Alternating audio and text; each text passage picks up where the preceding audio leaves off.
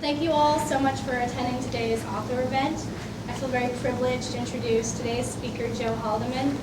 He's been writing since 1970 and working with MIT since 1983, where he is currently teaching a workshop on writing science fiction. An author of over 25 books, including short stories, essays, and science fiction, he has won numerous awards, including the World Fantasy Award, the John W. Campbell Award, the James Tiptree Award, the Ditmar, and several Hugo and Nebula Awards. Joe is here today to discuss his latest book, The Accidental Time Machine, to which Publishers Weekly proclaims, Haldeman's skillful writing makes this unusually thoughtful and picturesque tale shine. Producing prose that feels this effortless must be hard work, but Haldeman never breaks a sweat. Please welcome Joe Haldeman.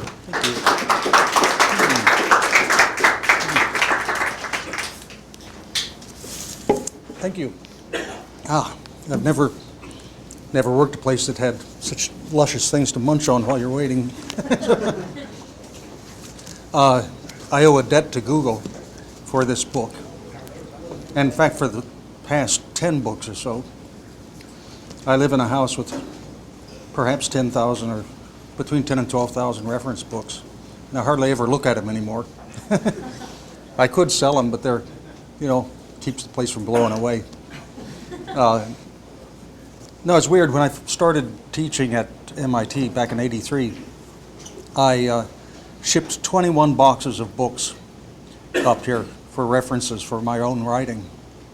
And now we're down to about 3, all because of Google. So I guess I owe you thousands of dollars of UPS I didn't have to spend. This one, a lot of it occurs in Cambridge, and some of it occurs in Cambridge in the 19th century. It's a time travel novel, and it's about MIT, and part of it takes place when MIT was on the other side of the river. And that was interesting to research. I started actually researching this, I don't know, back in the early 90s or the late 80s, and I was calling it The Time Machine then. Isn't that an interesting title? And my editor said she didn't want to print it, so I stopped working on it. And then I just came up with this new title, The Accidental Time Machine. And I didn't tell her this is something that you rejected 8 years ago. I just told her, I've got this great novel idea. And she said, oh yeah, go ahead, run with it. So I just picked up on page 30 or wherever it was that I stopped writing before. This is about a guy named Matt Fuller. He's an Albert dissertation in physics, and he's a bum. He basically is living at MIT, doing lab work, teaching, grading papers, whatever he can do to make a living. He doesn't want to leave MIT, but he doesn't want to get a real job either. And he suspects that if he actually presented his dissertation on particle physics, that it wouldn't go. It won't fly anymore. He knows the math is weak, and he doesn't want to redo it. He doesn't want to present it and have other people pick it apart. So he's still a lab assistant. He's been a lab assistant for a long time. Anyhow, he's putting together a photon graviton coordinator, calibrator for his prof. And, he's going, gets everything made. He's a very neat man. So this is a perfectly aligned black metal box on a piece of oak. And he's very proud of it. He pushes the button to put power through, and it disappears. And he's just looking at it, and about a second later, it returns. And his professor, in a kind of a slapstick scene, whenever the professor turns around to look at it, it comes back, and his professor thinks that he's been up too long. He's been up for 33 hours on Benzedrine and all sorts of nice futuristic stuff like caffeine and truth serum. So finally the professor leaves, and he starts measuring it, and he realizes that every time he pushes the button, it disappears for about 12 times longer, 11.813, something like that. And so he can only push it so many times before it's going to be like months and then years before it comes back. So he takes it home and starts doing some experiments on it. He finds out that if he attaches a Faraday cage to it, a container that's made of things that conduct electricity. Then the things inside that box go with it into the future. So you've got what is essentially a totally useless time machine. You can't do anything with it except wait for it to come back. You know, you can't look up stock quotations or anything because it's already the present by the time it comes back. But it is useful for a person who's searching about for a doctoral degree in physics because it does change space-time and relativity and, you know, all these things that everybody else is taking for granted. So he's trying to make a dramatic demonstration of it. And so he has to find a big metal box. Well, one person he knows has a metal car. This is up in the future when cars are made of plastic. But he's got a buddy who's a drug dealer. And he's got a 1956 Ford Thunderbird made of metal. And he asked him whether he could come over and use his car, you know, just get in and for just a few minutes, you know, you wouldn't mind, would you? And he said, sounds crazy to me, but, you know, you're a nice guy. I'll do it. Let me see. 41? So he shows up. His friend is named Dopey Denny. Dopey Denny lived in a large 3-story Victorian in Back Bay. He swung open the door and gave Matt a big hug. 300 pounds of dope dealer, understandably stoned at 9 in the evening. Dr. Einstein, I presume? He was wearing a black robe with glittering astrological symbols tied with a silver rope, barefoot in January. Hi, Denny. He looked over the big man's shoulder. Louise home? No, she moved on.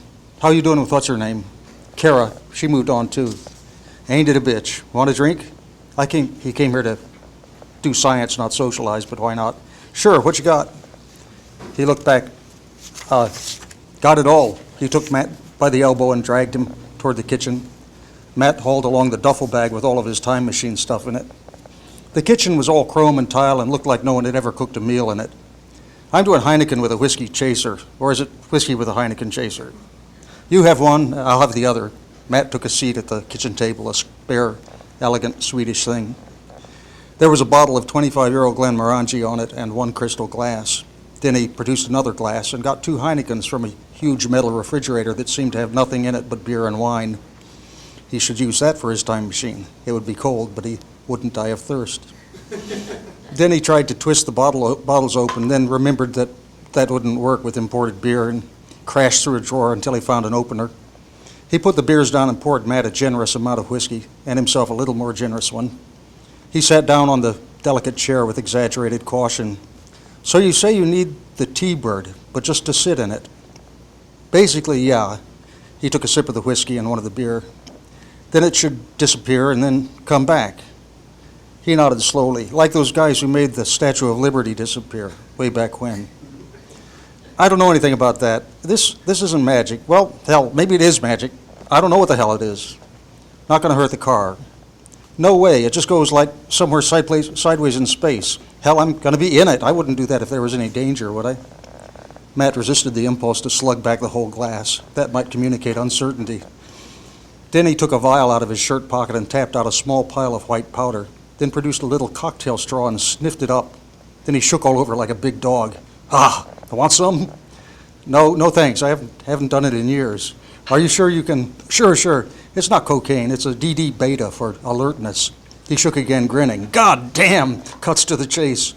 This was just great. The sole witness to a scientific revolution stoned on an untried drug. Fortunately, all he had to do was push a button, which is all Matt had to do as well. He took another sip from each reagent.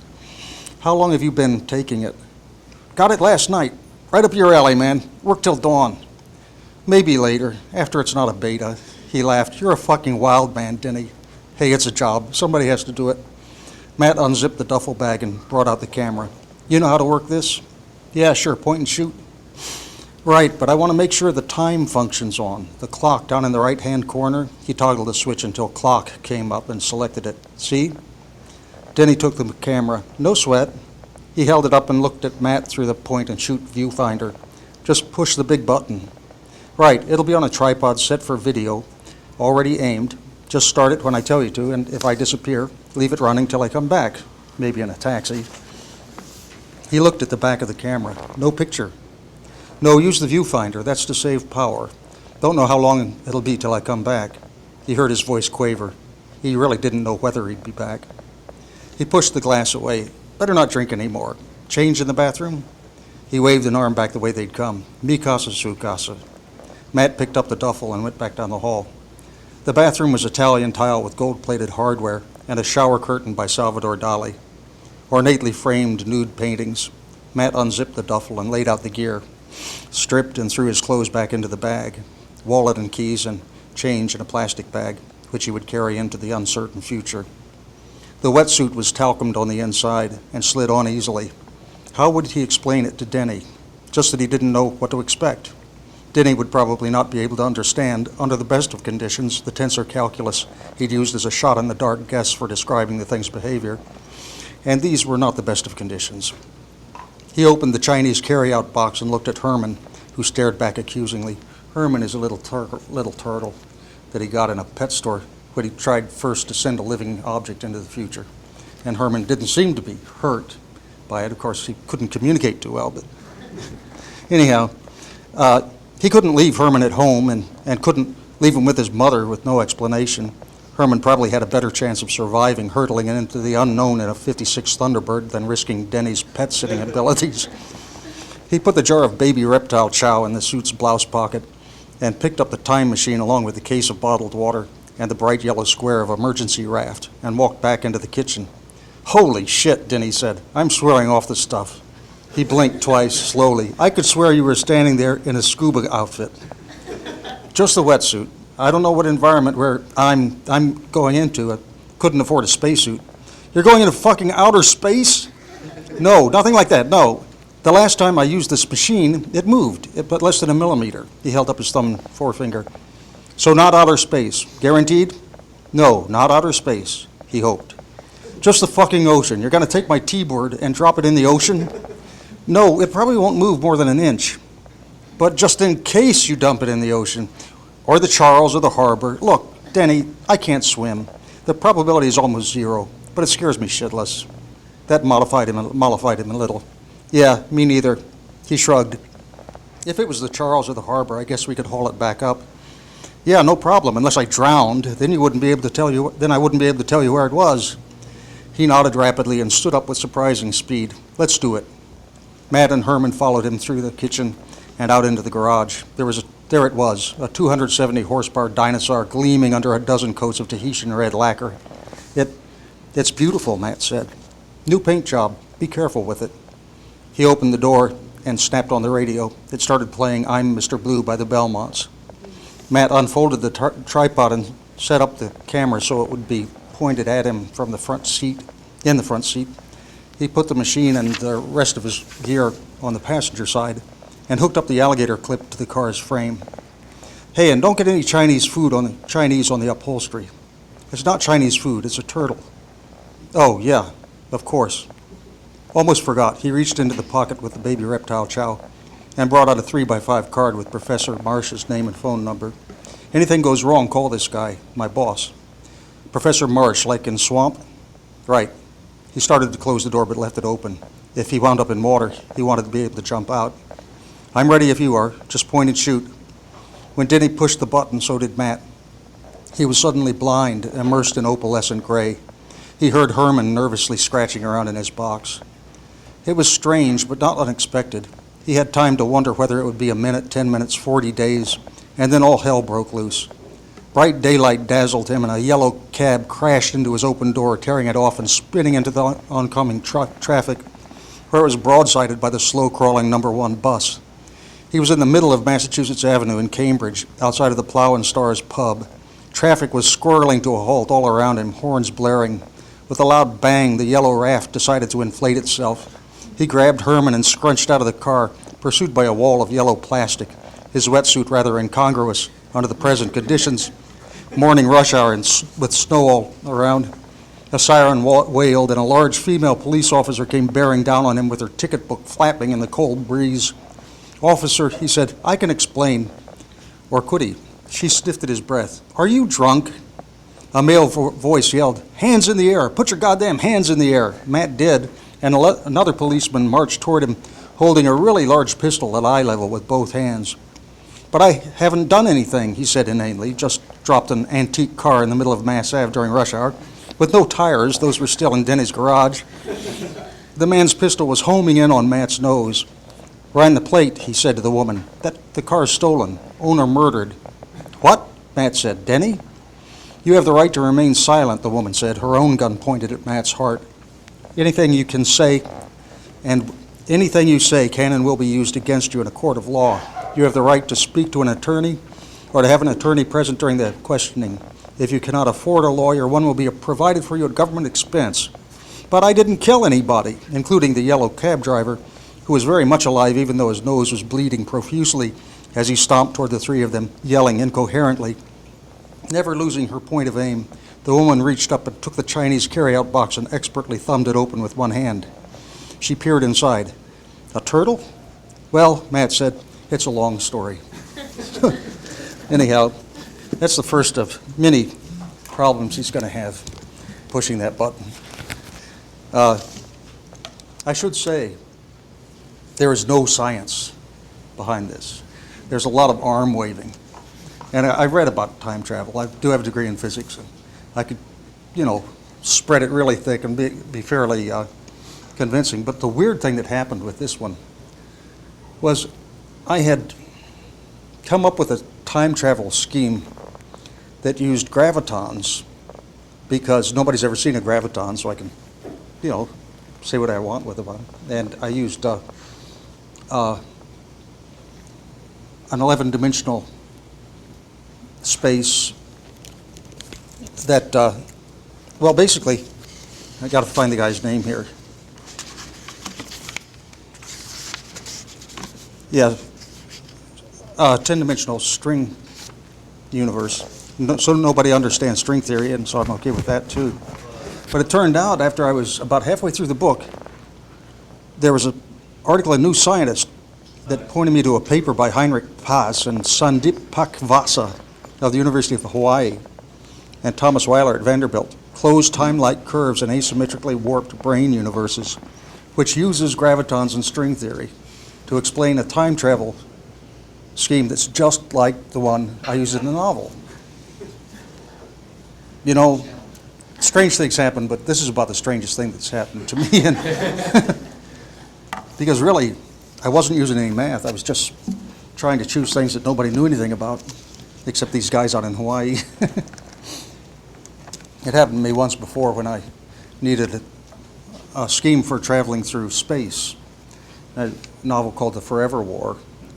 And I made up wormhole tunneling before it was described by physicists.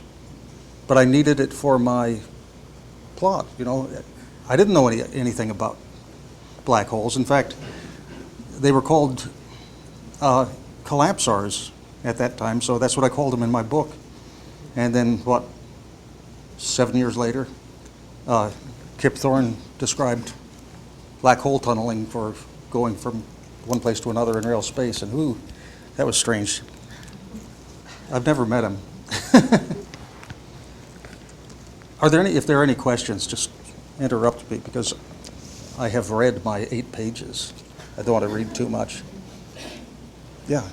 Did this book, did the idea start with time travel, or did it more start with sort of the protagonist of the book and what he might, being in a lab, maybe at MIT, so where did the foundation for the book? It started with, actually, I was writing about one of my students who was a curious fellow who'd take on almost every course MIT had to offer. He was afraid they were going to graduate him. No, really, he'd been there for like 10 years, 12 years. And he was lacking one course in like 13 different majors. So he's just casting around to find courses he could take without graduating. And he had a suspicious amount of money all the time. And one of the kids told me he was a dope dealer. I thought, well, that makes sense. He also had a big fistful of keys. He could open any door at MIT. And we wandered around into various labs and said, well, couldn't we be in trouble here? He So, it's 2 o'clock in the morning, nobody's going to come. And so I just wanted to write a story with him in it. And I started the description of this machine, and then realized what the implications were. The idea of a time machine that you couldn't make any profit from was kind of appealing, and that nobody understood at all, that just happened by accident. So I just started writing it. A lot of my books start that way because not knowing whether I'm going to do a short story or a novel, you just take somebody who's interesting and put them in an interesting situation. And, sometimes it works. That's the way I did The Forever War.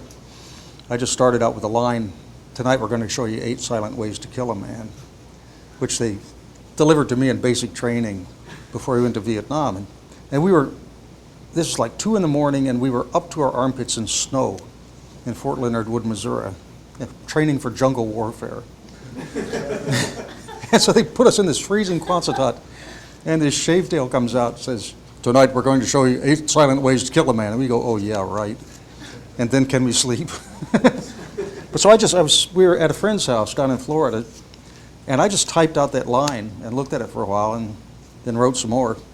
And after about 10 pages, I knew it was a novel rather than a short story. And it's still in print after 36 years. So it was my most successful novel by far, The Forever War. This one, we were surprised to find that this is the first printing. It's in the 4th printing now. And that's unusual for a science fiction book. It's only been out for a couple of months. And so you look on eBay, this first printing is worth about $10 more than a regular printing. And just hang on to it, it'll be real collector's item before long. I wish we had some. Now we have a box of them at home, and people ask us for first editions. Collectors want first editions. We say sure. And now we don't have any first printings anymore, except our little box that I'm going to keep. I'm not an idiot. Any questions about book collecting or anything yet? Oh, not about book collecting. Yeah. But more about sort of how the creative influences or interacts with the business sense of writing. So Yeah. you said you started your first book with that line, which is a great line. How much have you been influenced by sort of how commercial and marketable your books will be, if at all? I have almost no instinct for that. Right. And I don't think about them as marketing. I should, maybe. I really should, because there's one thing that's really obvious. You read Publishers Weekly, which is the weekly summation of the publishing business, and they have reviews cut apart by genre. Science fiction and fantasy reviews nowadays. Well, when this was reviewed, and it got a star, it was the best reviewed book in that week. Ooh. Yeah. But every other book that was reviewed was one of a series, book 11 of Xanthar the Great. And, and mine is a standalone. They have to say that now in reviews. It used to be that all books were standalones. I mean, what's a book going to get up and walk away? Jesus. They're all parts of series, because publishers know that people buy the first one, and then about half of them will buy the next one. And if you go 11, one of these was the 11th book in a series of some horrible thing about flying aliens, and I don't know. But so if I were commercial, I would start doing books that I could crank out a duplicate with, the names changed, the serial numbers filed off, and just keep doing that for the rest of my life, until I died of boredom. But I don't do that, because that's not the kind of book I would read. And so I have this paradox that I am one of the most well-reviewed science fiction writers, certainly in my generation, but I don't make any money, I make enough. You don't complain about things like that. Yeah, the guys who make money are the guys who operate these mimeograph machines in their mind and can keep cranking the same thing out over and over. Sad business. But when I was a kid, I couldn't wait for the new James Bond book to come out. Every year, everybody in my generation would leap on the paperback stands and get the new James Bond book. And so it's the same sort of thing. So I shouldn't complain. They're just doing it in my genre rather than some other genre. Yeah. So what's it like teaching writing to MIT students?